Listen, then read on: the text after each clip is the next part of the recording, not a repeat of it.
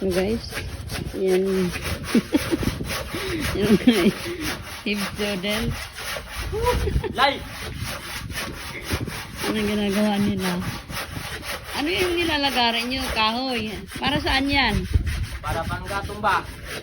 Kapag maubos ng butin, gasol, gas, Ayun. naman.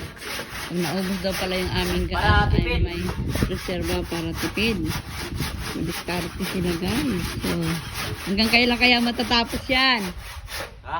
Hanggang kailan matapos yan? Ilang oras na ba yan? Wala pang oras to. Minute ko lang.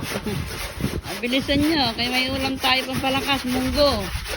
So, baka mo, oh, bilis. Kanya-kanyang, ano, Gypsy. Kapag magano ka dito, ilang lang ng patient. Patient is virtue. Pasyente ba? Pasyente. Patient.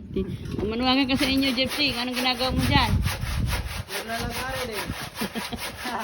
Sabihin mo doon sa kanila. Kaya so... Sa mga, ano, kababayan ni Gypsy.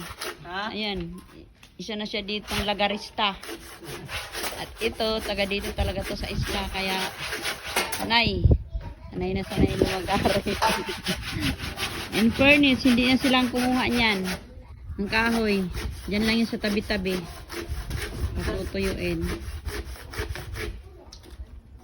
Hindi lang sila mag-aral guys, kundi magtrabaho rin. Kasi hinuhubog ang kanilang physical, mental, at karakter dito sa Bible School. Kaya ano pang inaantay nyo? Sa gusto mag-aral, pumunta na kayo dito. Dahil masarap ang buhay dito.